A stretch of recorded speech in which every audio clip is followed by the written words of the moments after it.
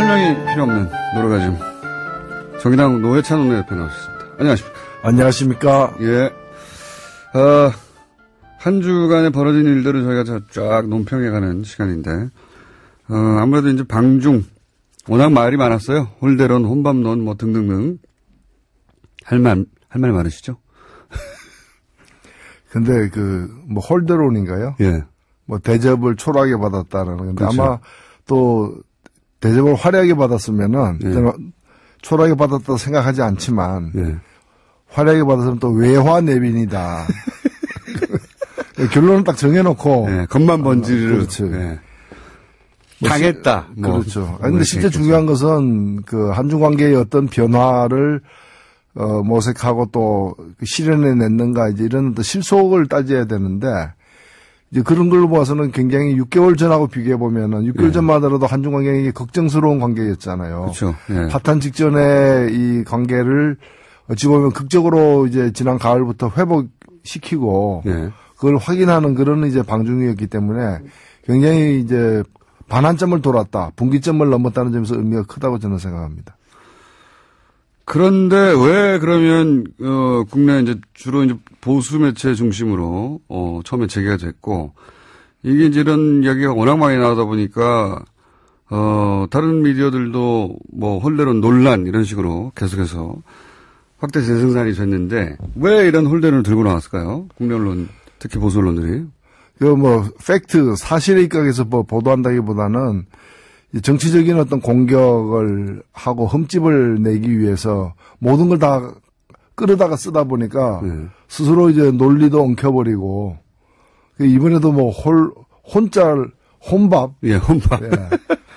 혼밥. 저는 사실 역대 대통령의 해외 순방 이벤트 중에서 예. 이번에 아침을 중국 식당에 가서 먹은 거. 네, 서민식당. 최고 이벤트라고 생각됩니다. 중국 내에서 아주 평가가 높은 걸로 알고 있습니다. 예, 저도 사실 좋아하거든요. 예. 아침에 가면, 중국 가면 저는 호텔에서 아침 안 먹고, 예. 호텔에서 보면 보여요. 인근에. 예, 예. 출근하는 어머니가 애를 갖다 자전거 싣고, 예. 애를 유아원 데리고 자기네 직장 가면서 둘 다 식당에 들어가요. 중국 사람들이 아침을 거의 집에서 안 먹거든요. 아침을 식당에서 먹는다고.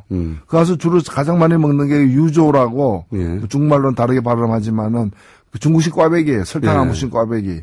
그 다음에 중국식 콩국. 예. 찍어서 먹기도 하고, 이제 만두탕 먹기도 하고 이러는데, 이제 어찌 보면 대통령이, 외국 대통령이 국빈으로 방문해가지고, 그냥 수행원들하고 같이 중국에서 가장 서민적이고 가장 대중적인 식당 가서 먹은 거예요.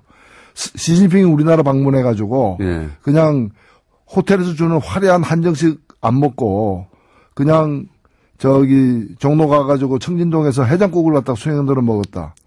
그러면 거죠. 그 노력, 그 자세, 그 열의에 대해서 감복할 거 아니에요. 국내 언론이 뭐 칭송이 자자했겠죠. 그러니까 네. 이 이벤트는 중국 국민들을 향한 이벤트지 한국의 일부 언론을 향한 이벤트는 물론 아니었죠. 예. 그러니까 중국 국민들 눈에는 굉장히 신선하게 바라봐 보이는 거고, 단에 뒤에 제가 또 다른 뉴스를 보니까 문재인 세트라 그래가지고 예. 중국 사람답게 또 이런 거 이제 세트로 해가지고 이제 상술에 이용하기도 하는 모양이던데 그만큼 반향이 있었다는 얘기 아니겠어요?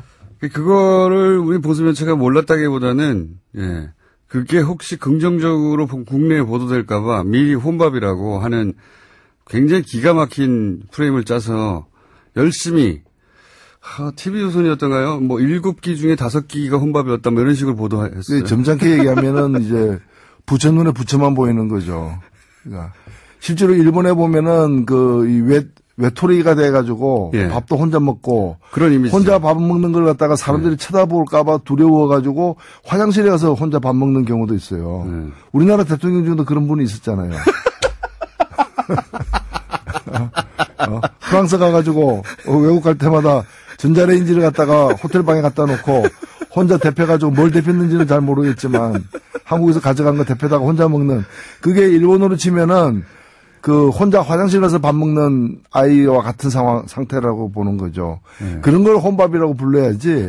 지금 이거는 어찌 보면 굉장히 저돌적으로 중국 사람들에게 그 마음에 파고들기 위해서 나는 이렇게 노력한다는 처절하게 보여주는 거거든요. 맞습니다. 이거 뭐 총리하고 아침밥 먹는 것보다 100배 낫죠. 100배 효과적인 전략적 외교, 선택한 거라고 보고 실제 문재인 대통령이 아니라 박근혜 전 대통령이 했던 보수 매체는 이걸로 가지고 아주 입이 마르게 칭찬을 했겠죠. 예, 했을 텐데, 진짜 혼밥이라고 생각해서가 아니라, 그렇게 초라하고 외교도 못하고 평가도 못 받고 외국에 나가봐야 같이 밥 먹어주는 사람도 없다. 이런 이미지를 더 씌우려고 한 거였겠죠. 예. 이걸 엄청나게 보도했어요. 근데 엄청나게 혼밥이라고. 정말 악의적이었는데. 이렇게 성과를 깎아내는 이유 중에 하나가 곧 지방선거이기 때문이기도 하지 않습니까? 사실은.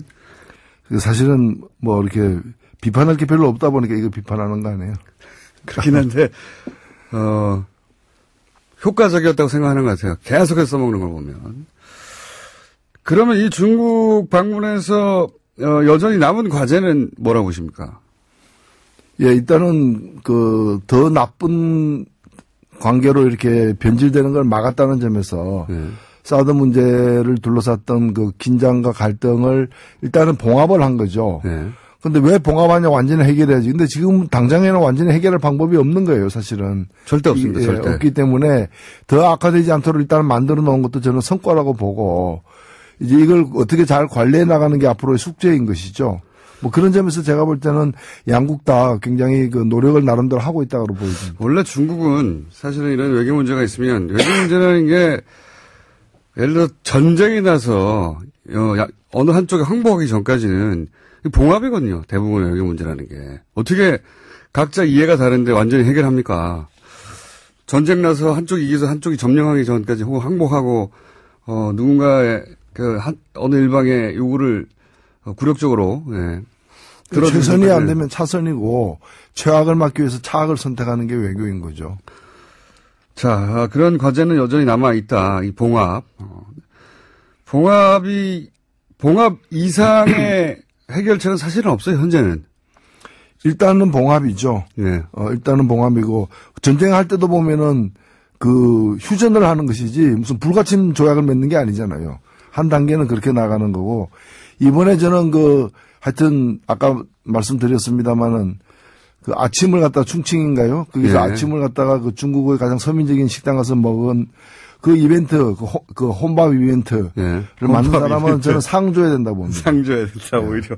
오히려 상을 줘야 된다. 혼밥 이벤트라고 하시면 안 되고, 서민식당 이벤트. 그렇죠. 자, 고평가는 그렇게 하시고, 지금 정치권에서 핫한 게 두 가지가 하나는 통합을 이제 한다. 곧 선언할지도 모른다. 크리스마스 선물 뭐 이런 얘기도 나오고 있고요. 본인에 대한 선물이겠죠. 다른 사람들에 대한 선물이 아니라 선물 이야기도 나오고 있고 또 한 가지 덩어리는 자유한국당에서 이제 당협위원장 교체, 당협위원장 교체라는 게 일반인들한테는 크게 와닿지 않은데 국회의원들한테는 생존권이거든요. 이게 굉장히 큰 일이 있었습니다. 그 관련해서 내부에서 이걸 왜 했느냐, 누가 바뀌었느냐, 누군 들어가고 못 들어갔느냐 말들이 있는데 우선 통합 선언하겠죠? 여기까지 왔는데. 일단은 선언을 하겠죠. 예. 근데 그 선언이 이제 끝나는 것이 아니라 선언이 이제 당헌 당규에 따른 절차를 이행해야 법적인 효력을 가지는데 그 이행하는 것에는 뭐 난관이 여러 가지가 지금 있는 거죠. 지금 반대하는 사람들은 전당대회를 하자고 하고요. 안철수 대표는 아마도 뭐라고 부릅니까? 전당원 투표요. 예. 모두 당원인 사람 모두 이제 투표권을 가지고 왜냐하면 호남 지역에서는 지지하지 않는 통합을 반대하는 사람이 많지만 다른 지역에 또 여론을 다룰 수 있으니까요. 전당원 투표를 하자고 하는 것 같고 예. 반대하는 쪽에서는 무슨 소리냐. 당원 당규상 전당대회 해야 되는데 이러고 있습니다. 그러니까 여기 합의가 안 되면 사실 이혼할 가능성도 상당히 높아져 있습니다. 그렇죠. 그러니까 바른정당 입장에서는 선거연대까지도 할 수 있다라고는 어떤 가장 약한 어떤 결합으로서 그러면서 이제 가장 세게는 이제 일부에서는 또 이혼하고 와라. 이혼하고 와라.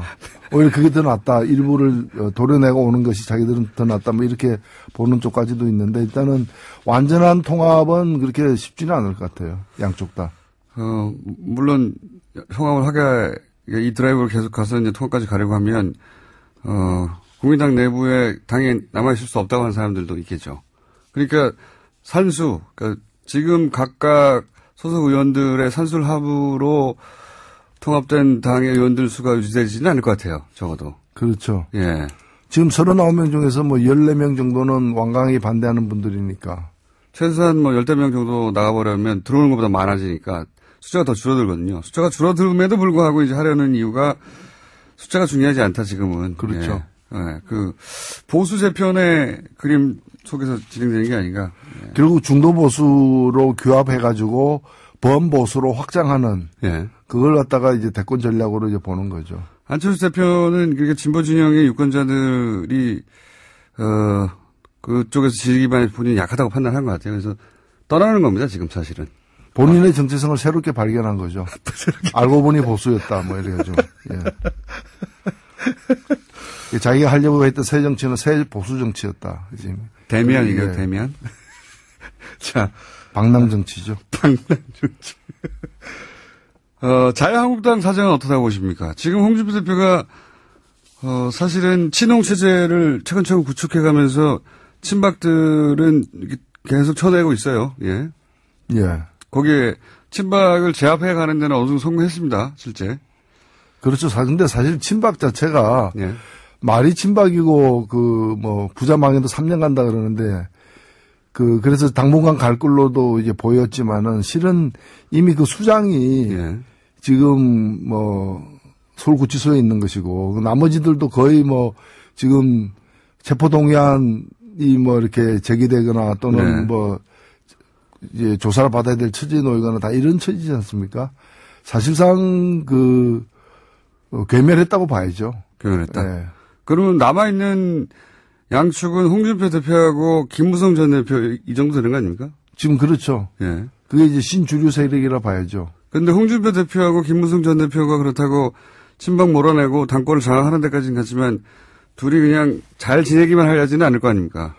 예, 거기는 이제 다음 시즌이죠. 다음 시즌에서 싸울 상대죠. 이렇게 이번 시즌에는 힘을 합해야 되는 거고 예. 다음 시즌에서는 서로 싸워야 되는 그런 운명적 관계죠. 유여해 최고위원이 이 당협위원장에서 탈락한 거는 어떻게 보십니까? 예, 그건 아마 이제 그런 게 일종의 파퓰리즘이죠. 재물로 바친 거죠. 예. 재물로. 로마 원형 경기장 같은 데서 이제 관중들이 다 이렇게 손가락을 땅 쪽으로 향하는 그런 상황에서 이제 재물을 던져준 거죠. 자, 유여해 최고위원은 재물이라고 지금 표현됐는데 저희가 한번 연결해 볼게요. 나중에 재물이라고 표현됐는데 어떻게 생각하시냐고.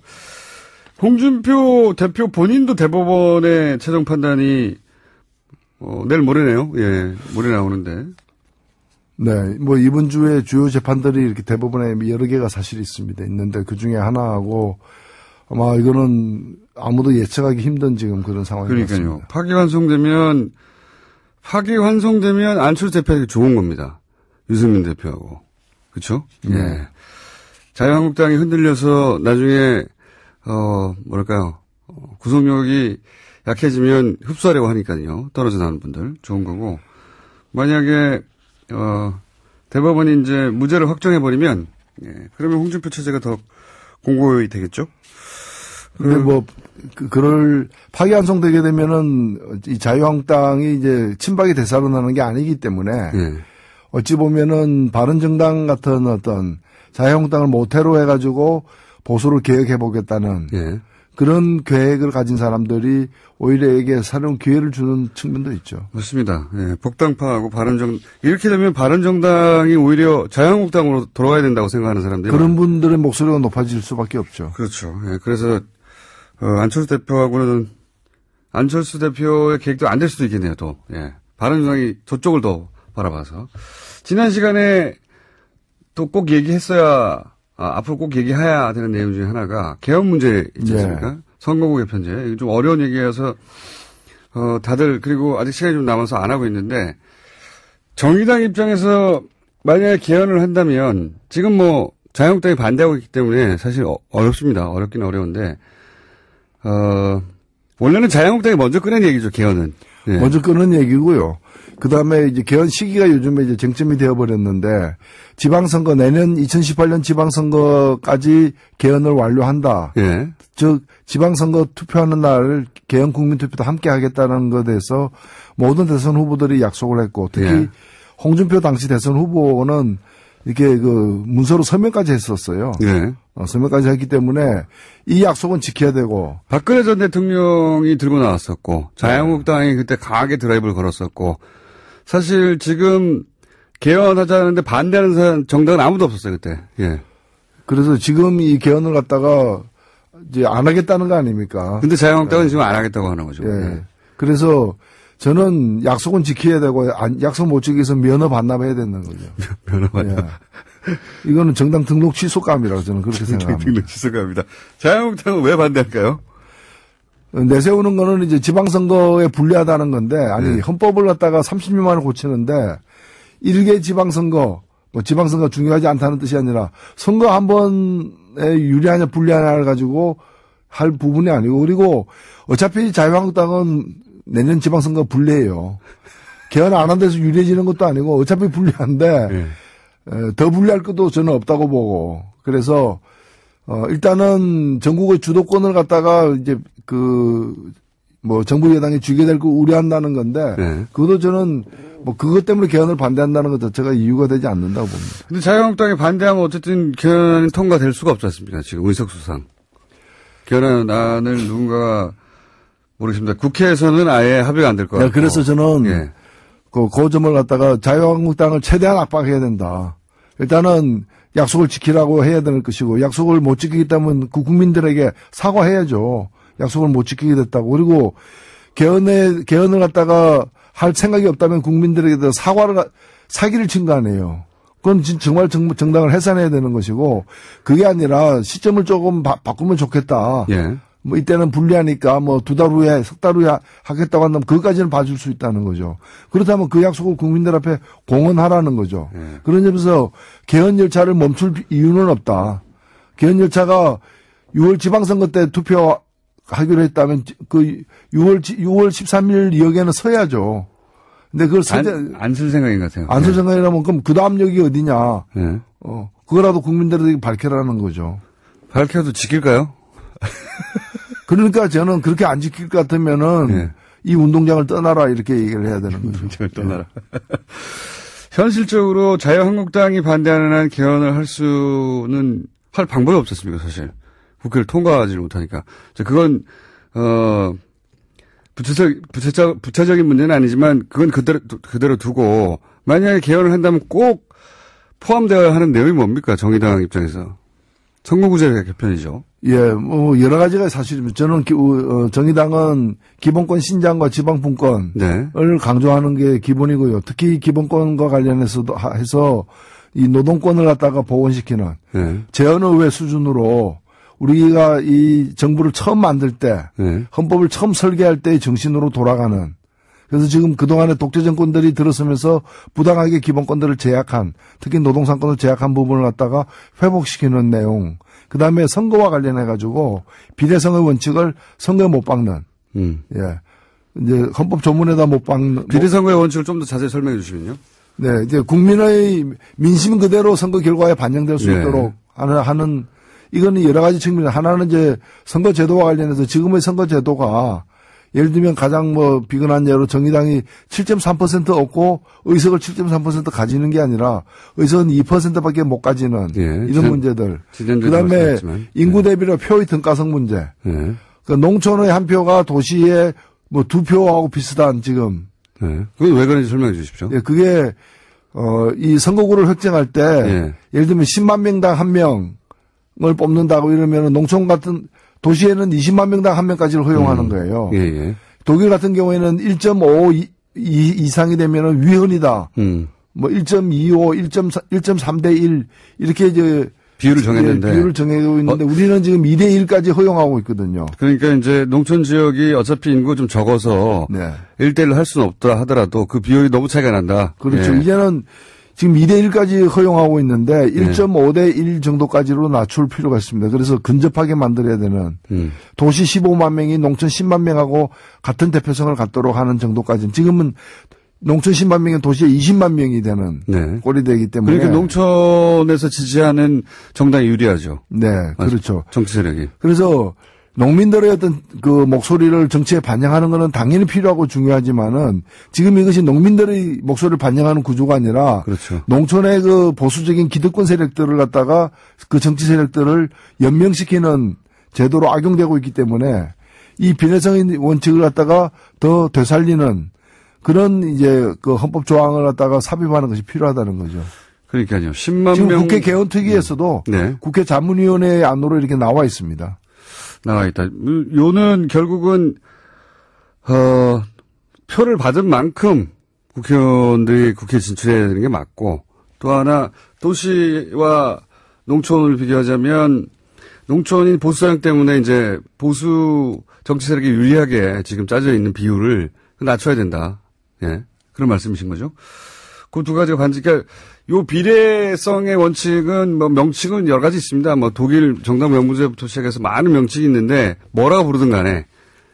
그리고 지금 권력구조에 대한 여러 가지 안들이 나와 있지만은 어떤 권력구조가 채택되든 국회의 권한이 다소 지금보다 많아지는 건 사실이거든요. 예. 그렇다면 국회의 권한을 지금처럼 잘못된 선거제도를 가지고 뽑힌 국회의 권한을 더 높이는 것은 더 문제가 있을 수 있기 때문에 국회의원을 민심이 그대로 반영되는 선거제도가 전제된 후에 그 속에서 새로 뽑힌 국회의원들이 권한이 다소 높아지는 거라면 몰라도 현재와 같은 상태에서 국회의 권한이 더 높아지는 것은 바람직하지 않을 수도 있다. 저는 그렇게 봅니다. 정의당 입장에서는 이제 내각 책임제도 지금 뭐 현재 일당이 될 수 없으니까 내각 책임제도 괜찮다, 좋다 이런 입장이죠. 이론적으로 보면은 내각 책임제가 가장 우수한 제도라는 것은 뭐 이론이 없습니다. 누구나 다 인정하는 거고요.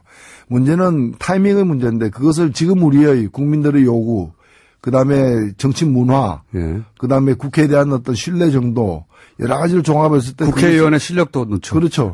그것이 또 정당 정치의 어떤 발전 정도 이런 것들이 지금 당장의 내각제를 실현할 정도가 되느냐 안 되느냐에 대해서는 다양한 판단이 사실 있는 거죠. 개인적으로는 어떻게 생각하십니까? 저는 내각제가 훌륭한 제도로 생각하지만은 지금 당장에 국민들의 동의를 얻기에는 여론조사 결과가 나타나는 것처럼 쉽지 않다는 생각을 갖고는 있습니다. 물론 방향은 우리의 내각제 방향이지만 근데 더 위험한 건 뭔가 하면은 소위 분권형 대통령제라는 이름 하에 숨어 있는 이원 집정제. 뭐 대통령은 외치, 그다음에 그렇지. 수상은 내치.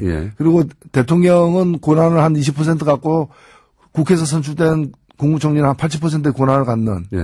저는 이건 굉장히 위험한 방식이라고 생각들어요. 왜냐하면 4천만 명의 국민이 뽑은 사람은 20%의 권한을 갖고 300명의 국회의원이 뽑은 국무총리는 80%의 권한을 갖고 그리고 내치 외치를 어떻게 구분합니까? 개성공단은 내치입니까 외치입니까? 한미 FTA는 내치입니까 외치입니까? 그 뒤에 깔린 의도는 뭐라고 보십니까? 그건 대통령 당선되기 힘든 집단들이 권력을 서로 나눠 먹기 위해서 너는 20%짜리 권한을 갖는 대통령, 우리끼리 모여가지고 우리는 80%의 권한을 갖는 실세형 총리. 이렇게 해서 그래서 자기들이 모이는 그 약속 장소를 제3지대라고 붙이고 제3지대에서 모입시다. 뭐 이렇게 해가지고 모여가지고 뭔가를 그래서 새로 뽑히는 대통령은 임기를 갖다가 5년이 아니라 줄이겠다. 줄인 다음에 이 개정된 헌법을 가지고서 이제 분권형 대통령제를 실시하겠다는 것이 지난 대선에서 그렇죠. 일부 당선 가능성 없는 연합의 어떤 그런 과제였죠. 자기들이 단독으로 당선이 안 되니까 힘을 모아서 그거 힘을 모으니까 이해가 달라지니까 어떻게 나눌 것인가 하는 가운데 그런 아이디어가 나온 거죠. 그래서 저는 정리를 해야 된다고 봅니다. 이 대통령의 권한이 과도하게 헌법상에 많이 있다면은 그걸 국민이나 국회로 이렇게 또는 지방정부로 넘기는 그런 권력을 갖다가 좀 이렇게 조정하는 것은 필요하다고 봐요. 그러나 그것의 대안으로 분권형 그것에 대한으로 이원 집정부제 이런 걸 대안으로 내놓는 것은 굉장히 위험천만한 발상이다. 나도 먹으려고 하는 사람들이 만들어낸 발상. 국민을 위한 개헌이 돼야 되는데 일부 정치인을 위한 개헌이 되도록 내버려둬서는 안 된다 저는 봅니다. 오늘 좀 심각한 얘기를 했습니다. 네. 근데 이 개헌 이야기는 아직은 시기가 이르다 싶기도 하면서도 한편으로는 이제 시간도 없어요, 별로. 이제는 해야 됩니다. 그리고 네. 국민들에게 해온 약속이고 네. 마지막 개헌한 지 30년이 됐습니다. 그 이전에 40년 동안 9번 개헌하고 30년 동안 개헌 한 번도 안 했거든요. 그래서 묵은 숙제를 갖다가 털어버리는 그런 개헌이 필요하다고 봅니다. 현실적으로는 근데 쉽지 않은 상황이다. 네. 오늘은 여기까지 하겠습니다. 지금까지 정의당의 노회찬 원내대표였습니다. 감사합니다. 네, 감사합니다.